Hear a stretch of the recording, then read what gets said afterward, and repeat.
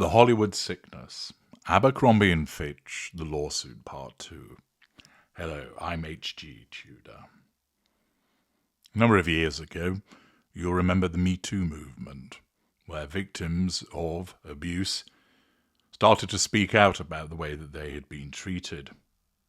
Harvey Weinstein found himself prosecuted and ended up in prison as a consequence of multiple convictions for sexual abuse. There are the allegations surrounding Jeffrey Epstein, Bill Cosby, allegations which he has denied in relation to Russell Brand.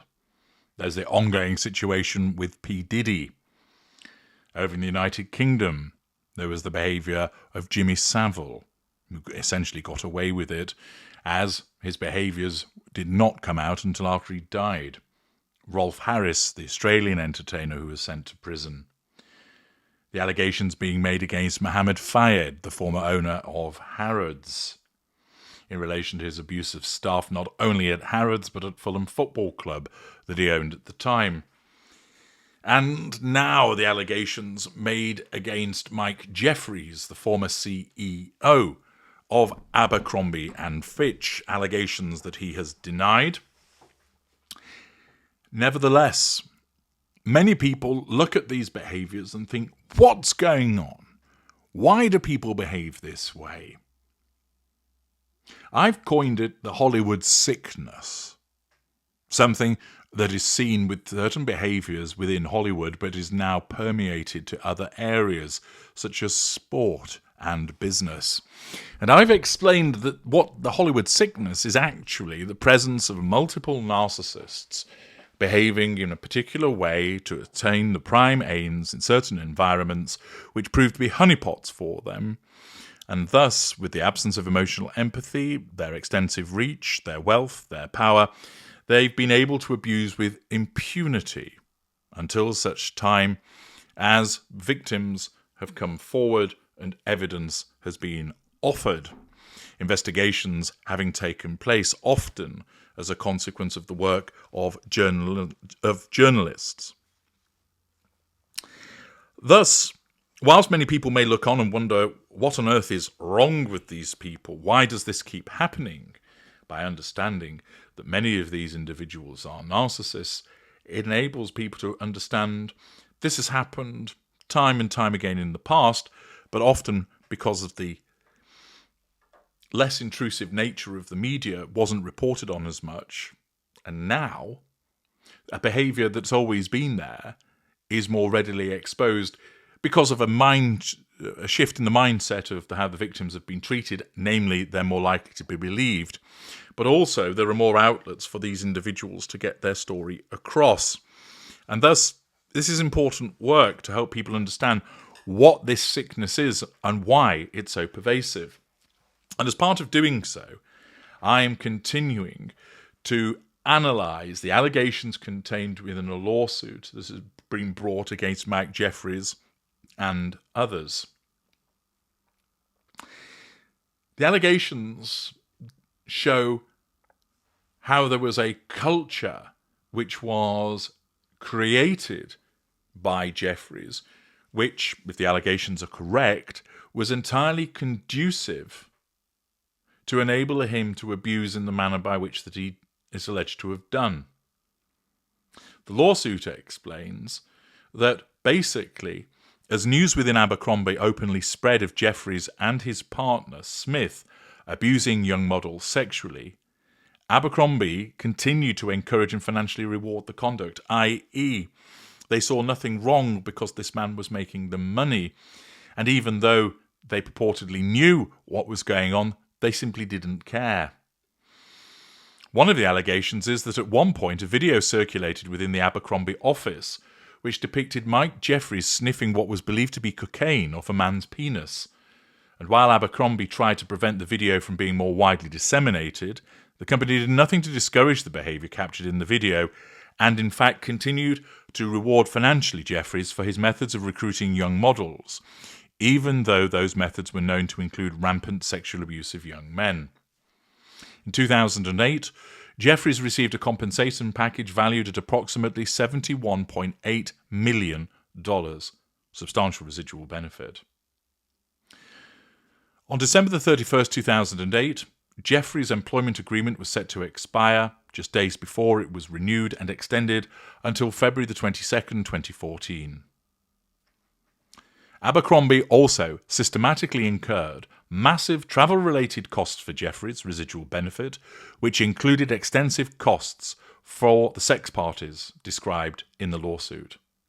From at least 1992 through 2014, Jeffries, as the CEO of Abercrombie, and Smith hosted parties for prospective Abercrombie models around the world, including at Jeffries' home in New York City.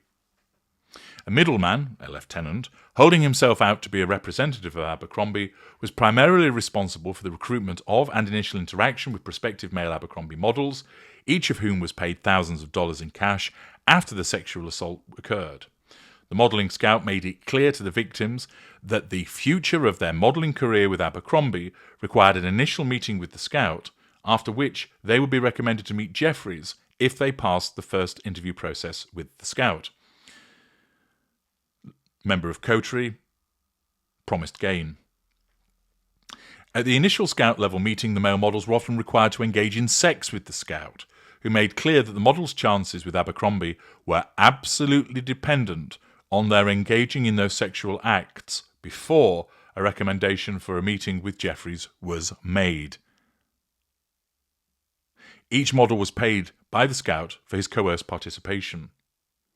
Once the victim engaged in commercial sex against his will with the scout, only then would he be invited to Jeffrey's homes in New York City, the Hamptons, and other locations where he was typically forced to consume drugs such as poppers and Viagra before being forced or coerced into engaging in commercial sex with Jeffries, Smith, or other men at Jeffrey's direction.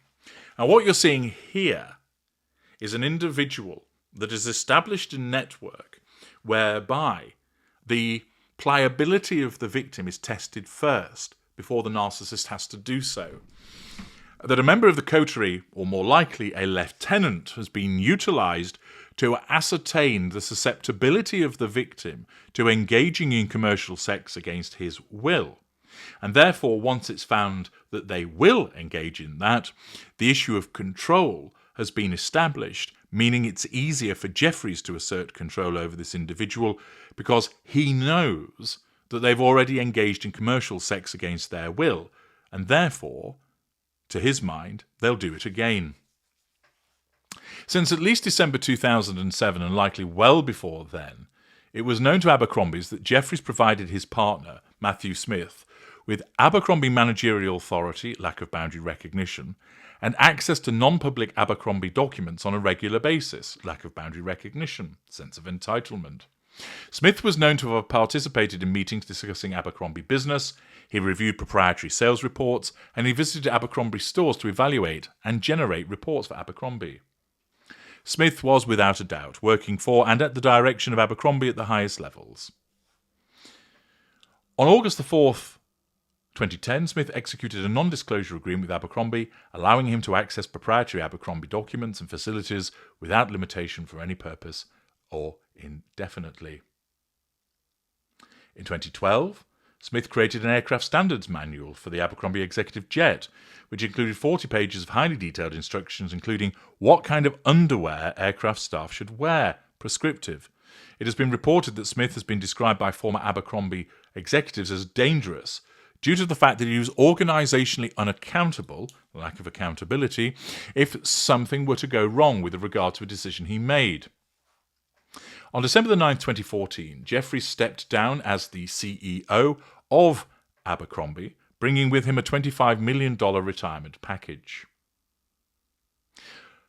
Abercrombie paid settlements to various individuals related to improper acts of Jeffries or Smith, some of which were related to sexual harassment or abuse.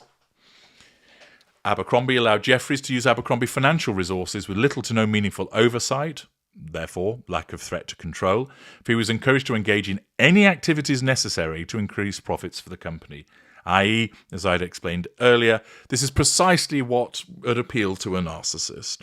The ability to do whatever he wanted so long as he was delivering for the company. He was even permitted to pay hush money, nullification of threat to control, to victims and others using Abercrombie funds for a number of years before his departure.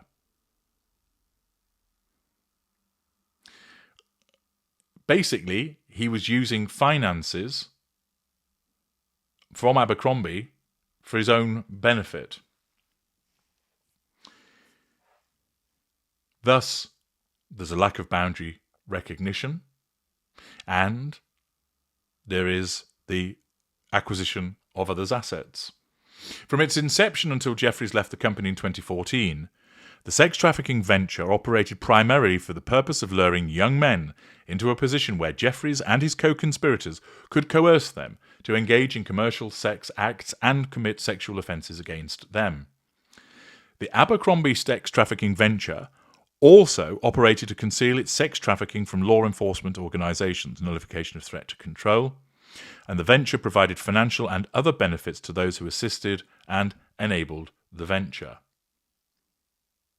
The Abercrombie sex trafficking venture was well structured from the beginning and grew increasingly more complex and powerful as it victimised more young men.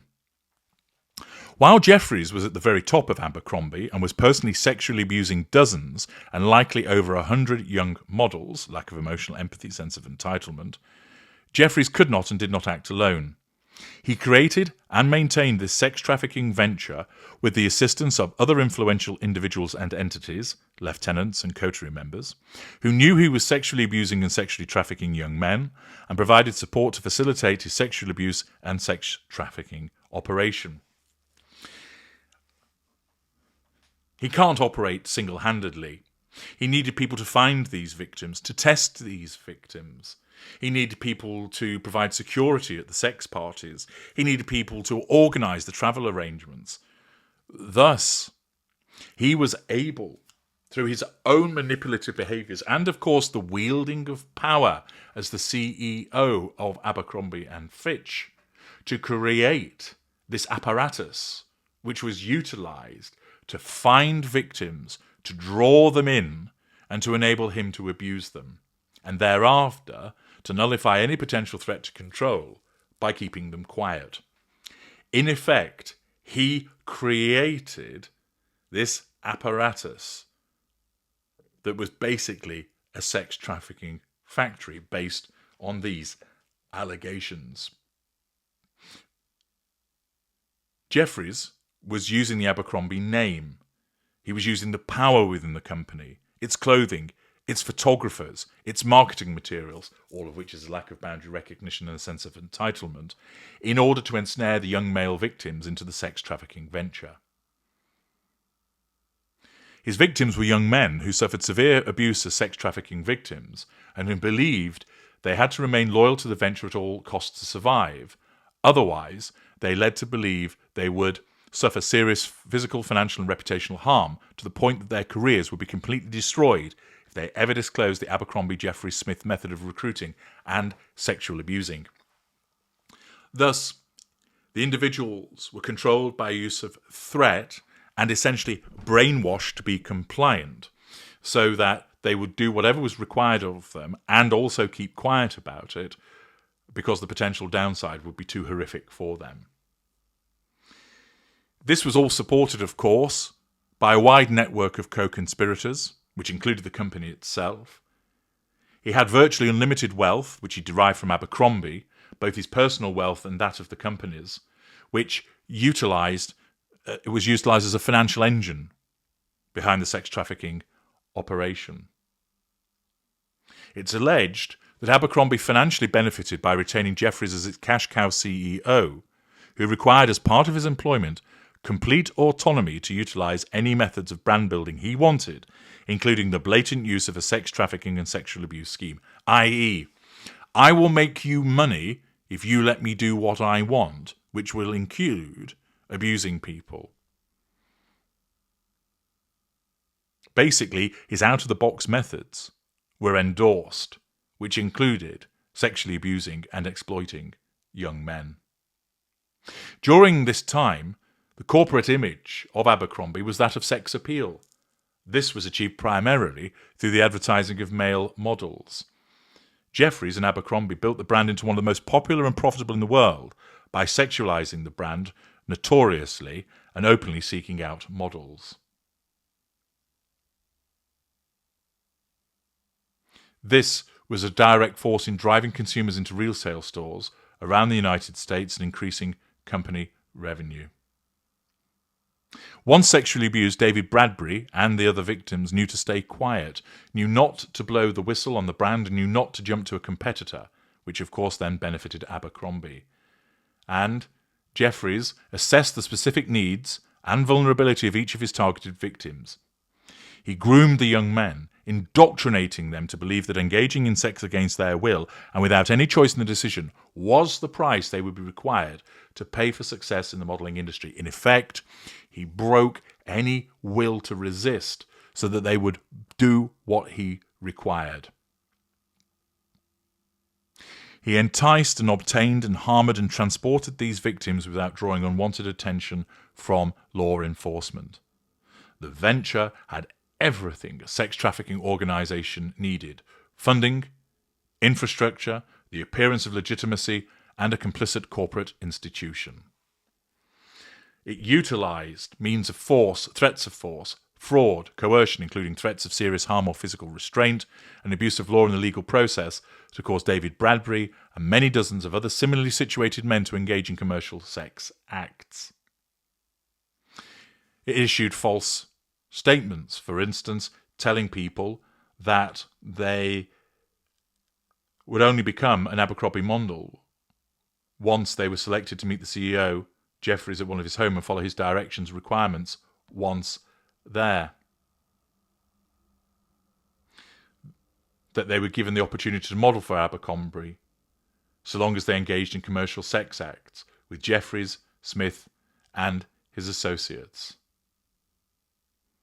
And accordingly, this meant that these individuals were solicited, recruited, coerced, harboured, transported to engage in commercial sex acts in New York and abroad. And this took place from 1992 to 2014. When Jeffries left, he lost the legitimate infrastructure for what he was doing. Therefore, that meant that this halted what he was doing on the scale that he had been. He was also able to accumulate new victims at an alarming rate because of his access to Abercrombie's resources, which included a jet, transportation, and an unlimited amount of cash. In essence, he had a complicit corporate organisation that allowed him to engage in illegal activity, and it didn't care what he was actually doing. Thus, he had an infrastructure using Abercrombie, which is why Abercrombie is being sued, of course, by these individuals also. And it demonstrates the power that he wielded, the calculation that had gone into the creation of this scheme, the utilisation of its resources, showing a sense of entitlement and lack of boundary recognition, to then basically create a conveyor belt of victims that could be abused again and again and again on the promise of, this is what happens to you if you want to become a model, you have to accept it, and you have to keep quiet about it. And of course, for so long, he was able to do this without anybody complaining about it, without any fear of being reported to law enforcement, and thus the scheme operated brilliantly. However, in 2023, there was an extensive investigation by the BBC that found that Jeffries and Smith had exploited an unknown number of men during the Abercrombie events that they hosted around the world, and thus the exposure occurred. And with all of the allegations that have come forward with regard to the evidence, the lawsuit and, as you know, criminal charges have been levied against Jeffries. This is demonstrative of the way that a narcissist with the Hollywood sickness is able to infect so many victims so often and across a sustained period of time. A narcissist driven by his need to control people, to draw fuel from them, to gain the residual benefits of the sexual pleasure that's experienced, to puppet these people, to give him what he wanted, to ensure that they were threatened by those operating under his direction. The reach was extensive, And this demonstrates another manifestation of the Hollywood sickness. I'm H.G. Tudor. Thank you for listening.